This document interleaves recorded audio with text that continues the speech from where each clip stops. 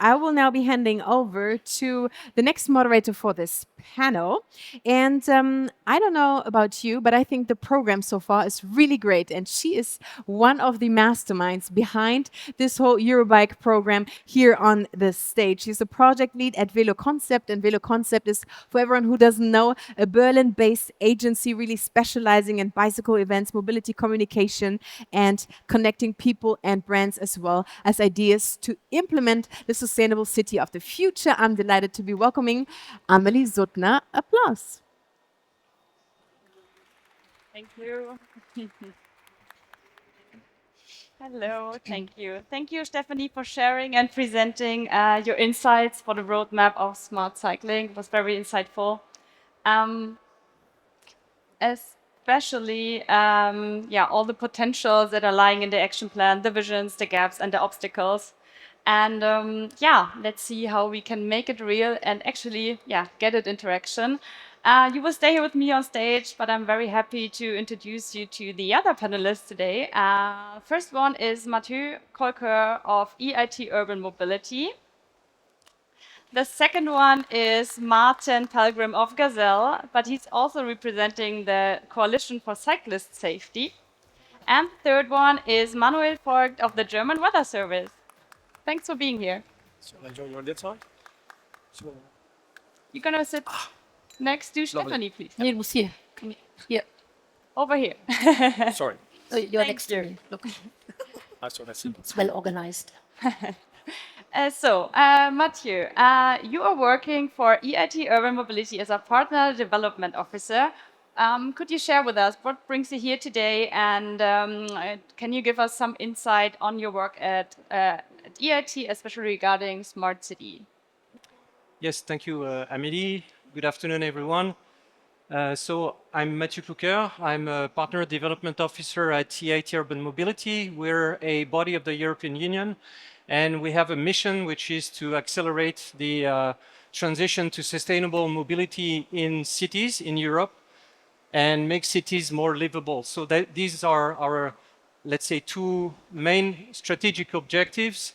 And we have a responsibility, which is to make this happen with the European companies and European ideas and technology. And when I think about the way to transform the mobility in cities, I cannot think of a better way to do it but to support the adoption of cycling. I believe cycling is to date still the best, one of the best inventions that was made by man. And I would even argue, I don't want to start creating a controversy, but cycling is already quite perfect. We don't necessarily need to make cycling smart. It is already, from my viewpoint, a perfect activity and already fulfills a lot of what we need to do to transform the mobility. However, I would agree that there are still some obstacles to the adoption of cycling on a wider scale in cities, and one of them is safety. It's a hindrance in terms of people adopting cycling because they don't feel safe cycling, especially in cities. And I believe technology will and can and will play a big role in improving safety. And I think this is the topic of today. So I'm more than happy to discuss, and I think we'll go deeper into this topic. Perfect. Thank you so much. Safety and cycling, exactly Maarten's topic. So we're going to continue with you. You're an innovation officer at Gazelle, but mainly responsible for product development, specializing on sustainability and cycling safety. But as I mentioned before, you're also here as a representative of the Coalition for Cyclist Safety. Could you introduce yourself in your double role here today? Let's do. Thank you. I see a lot of people on their smartphone and their laptop. I would say, please go to the website coalitionforcyclistsafety.org. Have a look at it, and I'll come to that. Thanks for the introduction. Although I work for Gazelle, I represent here that Coalition for Cyclist Safety. And let's talk about the big elephant in this room, and that's cars. And maybe not called cars, but motorized vehicles. In Europe, we have about 2,000 fatalities, cycling fatalities a year. Right? If you would launch a new medicine to the market and you ask the authority, can I launch this? knowing you had 2,000 casualties, you will not be allowed. But we allow this to happen, all of us. About 70% of the fatal accidents is a collision with a motorized vehicle, right? The Coalition for Cyclist Safety, let's say, was launched in mind V2X, and you nicely called it CITS, but it's called how do I connect cars and bikes, or bikes to traffic lights? How do I connect them together? The belief is for the coalition that if you will be able to connect cars and bikes together, let's say a car is very intelligent, you could warn them up front, oh guys, an accident might happen and you could prevent it to happen. And we know that roughly by the first investigation, let's say 25 to 30% of the accident, there was no direct line of sight, meaning the car driver could not see the cyclist. In the other percentage, very often the cyclist is so much taken up by all the things that are happening to him that he's not aware that suddenly the bike is there. And nowadays we have speed bikes, we have, well, in the Netherlands we have something called fat bikes, they go faster than allowed.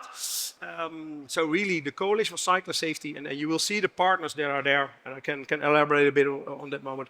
We will drive, I think the vision that you're there, we will drive it. And you'll say, is it the dream? No, it is very much reality. Volkswagen has implemented already in 2 million cars, to be very honest, their connected devices, the CI that fits your CITS device. So that's not enough, but they will grow. I think cheers for their leadership. They will coming. And now as cycling industry, what can we do to drive that forward? That's what the coalition is about. Thank you. And our fourth panelist, Manuel, you are head of the customer service department at the German Weather Service with an academic background in warning and forecasting. So we are sticking to the data here. We are very thrilled to have you here. How do you experience digital solutions and the implementation of data in your daily work? Yeah, thank you. As the head of the customer service weather forecasting at German Weather Service, I'm very happy to be here to show or to talk about our digital services for our customers and also for the cyclist industry. By national and European regulations, we are authorized to share near all data of our service by free and by some restriction, findable, interoperable, reusable. And so we are able to share a lot of data with you, with your community. We have real-time observation data. We have crowdsourcing data from our users from the One Weather app. We have remote sensing data from radar systems or satellites. We have the NWP, numerical weather prediction system, or prediction data. This is available for Europe. This is available in high resolution in time and space for Germany. And at the end, we have the real-time warnings for the weather extremes. And all data is free. You can download it on our open data service or platform. And imagine that connected bikes can visualize or tell you about the upcoming warning on a bike, or navigation services will get smarter and safer by looking at the current wind direction, wind speed, or the probability of rain or precipitation. So I'm very happy to be here and talk about the services and the portfolio of the German Weather Service and to share with the community. Thank you. Thank you so much. So we're gonna stick to the already mentioned data. So Maarten, a question to you. Wouldn't that be something like having then forecasting and weather data? Wouldn't that be something that would actually count in on the concrete measures you want to achieve with the coalition? Wouldn't that be actually something where the industry and especially like the collaborations you're fostering within your coalition could like use right now and actually in order to reach your targets? And the mission, which I found on the website, is VisionZero. Mm-hmm. Yeah. Well, to be very honest, weather data is not yet on our highest priority. As I think, as what Stephanie just said, let's say, can we connect bikes to traffic lights? Can we create green waves for bikes? I think you can understand if bikes and any traffic goes with the same speed in the same direction, the chance of an accident is pretty low. So if you could facilitate a green wave in cities, by implementing the CITS or the V2X with traffic lights, I think that brings a lot of safety. And honestly, I think last month we demonstrated together with Swarco, which is an Austrian company in making intelligent traffic light. For the first time, we were able to do so.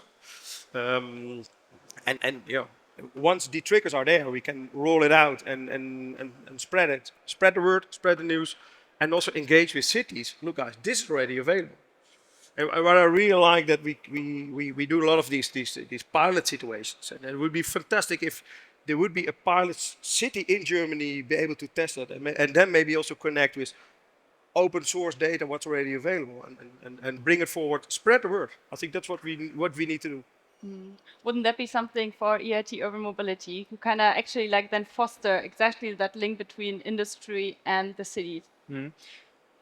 So I think, the topic of data is central. But I think we have a tendency as a society to really think in terms of technology and gadgets. And we tend to think about things we see, and what we see when we think about mobility and cars and bikes, we see things that are real-time applications.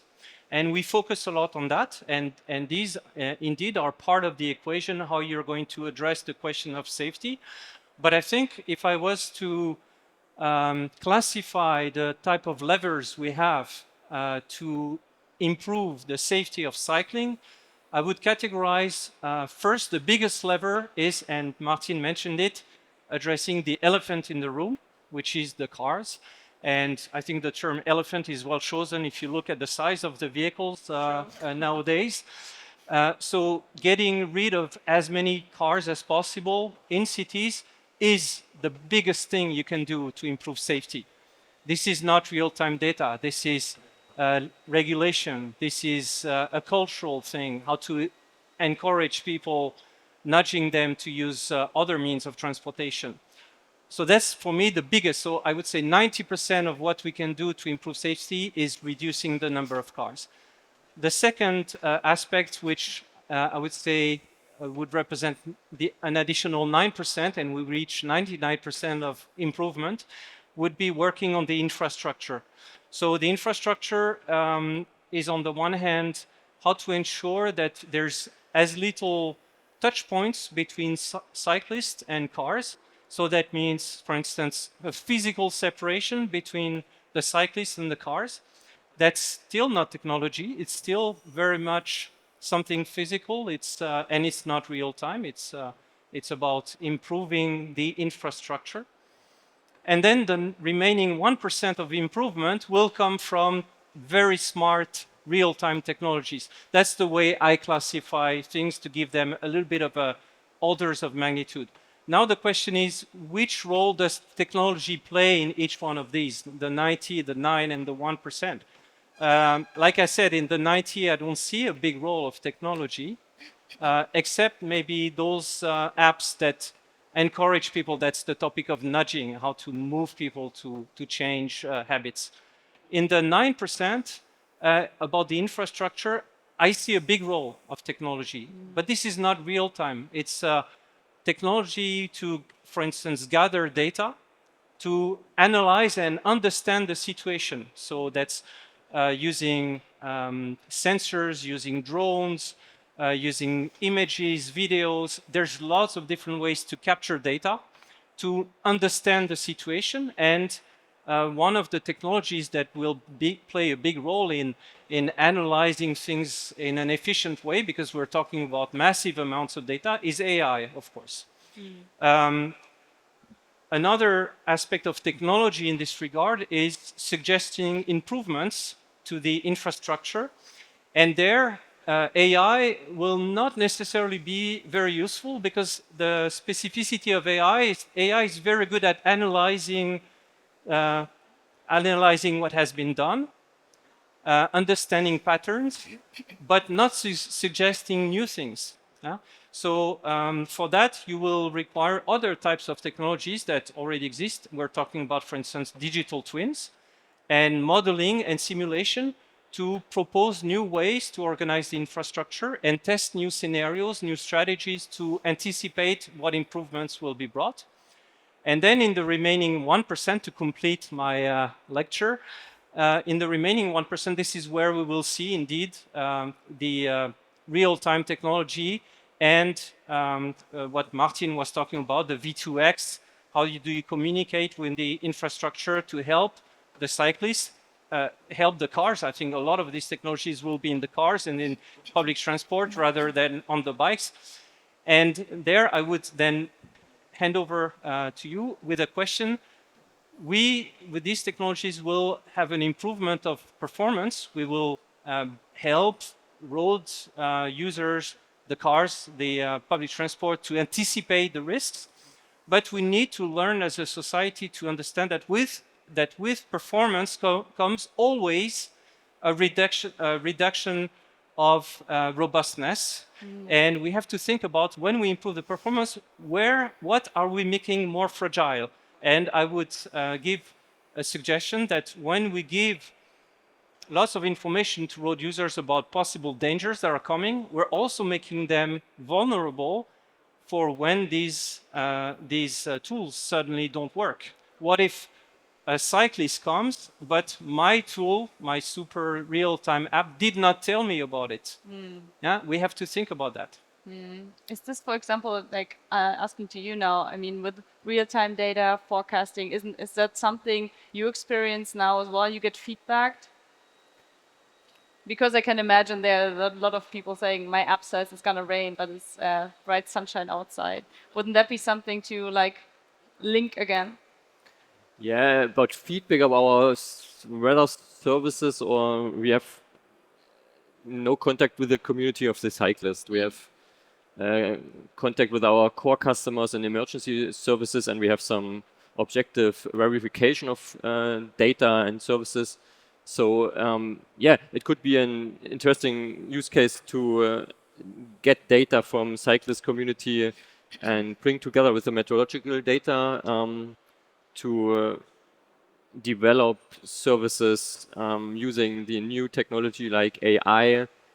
Also for the DWD, AI is a big thing, and all weather forecasts will improve in the near future by the AI topic. In the last year and this year we have developed, or we have a new data is running hourly with a forecast time of 12 hours, and this is focused on convective situations. So yeah, there's a lot of change and a lot of possibility to bring meteorological weather data to communities and get they safer and smarter. Thank you.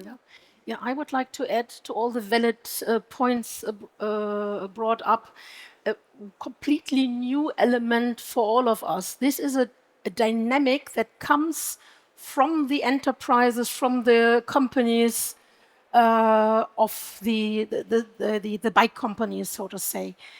Talking to them here in Frankfurt, it was very clear that more and more data sources will elaborate, will be there, which were not there, which are not at the moment taken into account when it comes to infrastructure safety.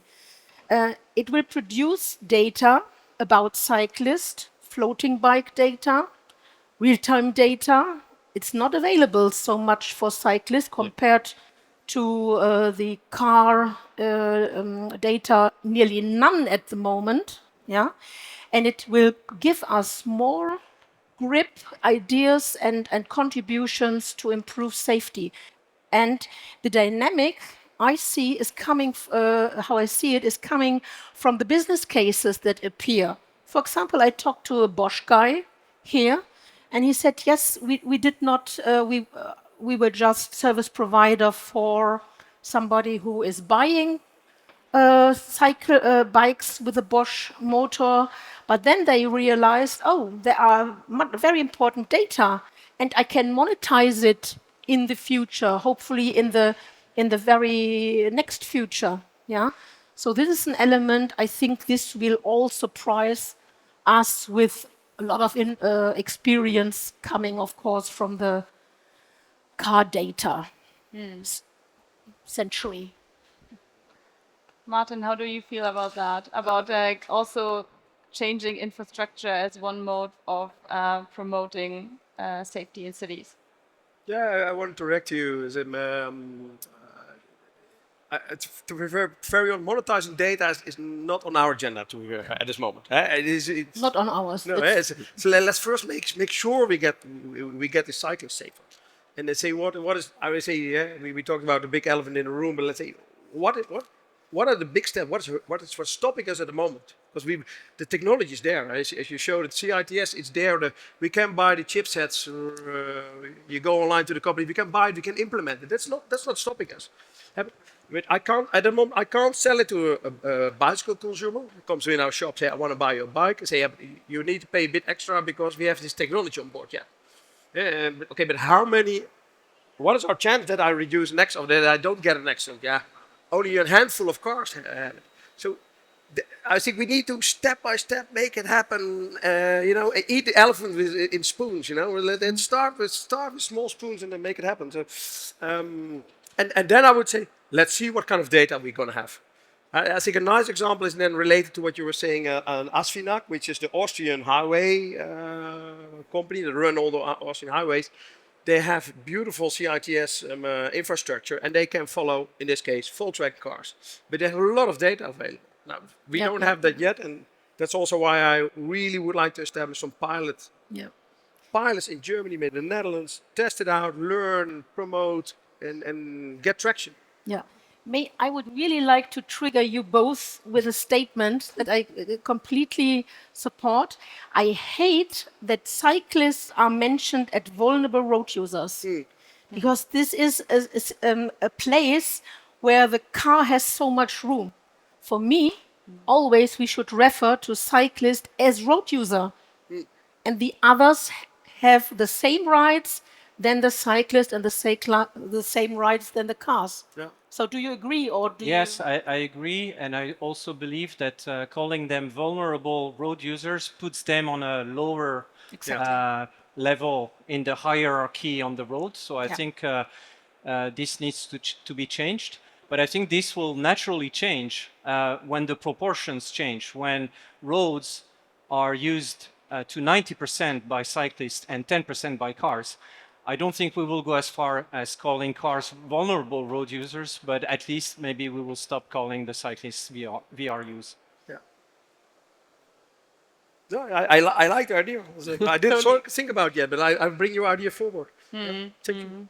So, looking at the time, kind of summarizing, I guess, our discussion and your presentation before, being like smart cycling and V2X is critical, let's say that's critical for cyclists as well, and not just for cars, kind of putting it out there. So it's important to kind of emphasize the importance of cycling people, of cyclists within the city, and kind of give them the space they need in order to to drive safely, and of course as well kind of improve as much, for example, infrastructure as we can to make it safer, to make it smarter, and use all the data we can in order to and kind of create a safe environment. But I guess has to come from both directions, cities and the industry. Can I, as last one? It's great to be here at EUROBIKE. It's great that you have this demo outside. I would encourage the EUROBIKE next year to bring a demo of cars and bikes, and that everybody can understand that this technology is working. It is there. You will be amazed if you sit in your car and say, "Hey, there's a bike coming from the right. I didn't see it." It is there. If you experience it, you will know. And the good thing, every cyclist is most of the time also a car driver. Unfortunately, not every car driver is a cyclist, but really bring that demo. I will write it down for next year's program. Yeah.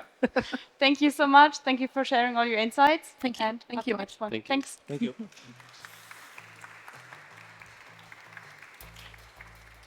Thanks a lot to the panelists, and of course to you, Amelie, for this great panel moderation.